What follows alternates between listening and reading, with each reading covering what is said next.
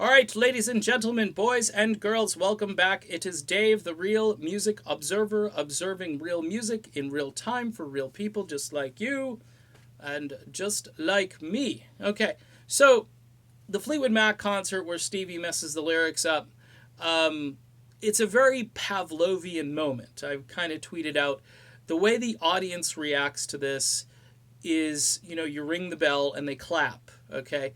You tell people you're nervous and, this has never happened before and they think they think it's rock history at that point. Wow, man. Honest to goodness, I don't think I've ever been to a concert where this has happened. Now, a couple of times I've heard bands kind of do false starts because they're trying to get the countdown and everybody in sync and to time it out and then to all start in unison.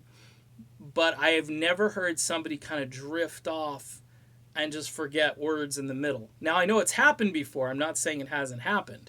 I'm trying to think. There was one other instance where it did happen, and it was a fairly well known problem just at this one point, but it's probably a band that had a ton of songs in their catalog and probably no teleprompter. That's another thing. She's got a prompter up there. I mean, yeah, it's kind of like you got the backup, and what did you not use the backup? And then, of course, you're singing in the wrong key. You lost the key. I mean, this is a song. This is a song that you've sung landslide. You've sung it kind of like a billion times, or a high number of times.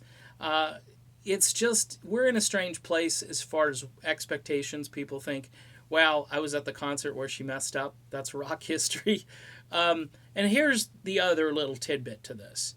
The people who are going after Stevie right now, think of this. They wouldn't be going after Stevie if the stuff didn't happen to Lindsay. If Lindsay was still in this band, they would say something like, wow, Stevie had a tough night, but all in all, it was a pretty good show. Now, because you got Finn and Campbell in there, and you got that stuff happening just on a musical level, and now you've got screw ups adding to it, you've got a lot of folks out here who are less likely to just dismiss it or forgive it. Talk about the ticket prices, the concession prices, the parking, the souvenirs. By the way, that article from the San Jose Mercury News, it mentions, the $15 Fleetwood Mac bottle opener. Yikes. I mean, I don't need a Fleetwood Mac bottle opener. Okay, the $40 shirt is bad enough, but at least you're getting something you could wear, you know. Things are getting rough out there. Again, it's a rich man's sport.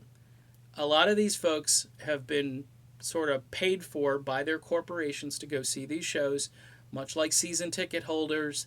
Hey, I can get you a couple of seats, Fleetwood Mac, second row, whatever. Do you want to go? Sure. Who's Fleetwood Mac? Yeah, they're an old band. Yeah, I'll go see them. Sure. And people go. And their expectations are low because they didn't spend the money themselves. Or if they did, they just have a ton of disposable income. Now, Billy Joel, I love what he does because people in the balcony or whatever, back row, can't see anything. He moves them up to the front row, some of them. He picks a bunch of people. He keeps a couple of rows empty and open, and he brings them up front because he knows these are the people that are going to love it. They're going to appreciate it. They're going to know every word to his music, and those are real fans. What we've got going to a lot of these rock concerts now with these older dinosaur bands who are on life support, some of them, you got a lot of people that have nothing better to do with their time. Okay? I'm just observing. Now, if you think I'm wrong, that's fine. I've been wrong plenty of times, and, it's just part of what I do, I guess. But I think there is something to this. But the Pavlovian reaction to the screw-up really indicates that there's something awry. There's something off, and it's hard to really put your finger on it unless you're there. Yes, we're all sympathetic as human beings, but I would have just been like speechless with my mouth open going, wow, I paid $150 to watch that? That was bad. I'd rather go see Rumors ATL. Sorry, guys. I know I'm giving those guys too much positive press, but they are good, and they're probably saying, shh, don't talk about us anymore because we love Stevie. That's fine. You can love Stevie, guys, but understand that this isn't Fleetwood Mac without Lindsay. Okay, done. Be back soon. See ya.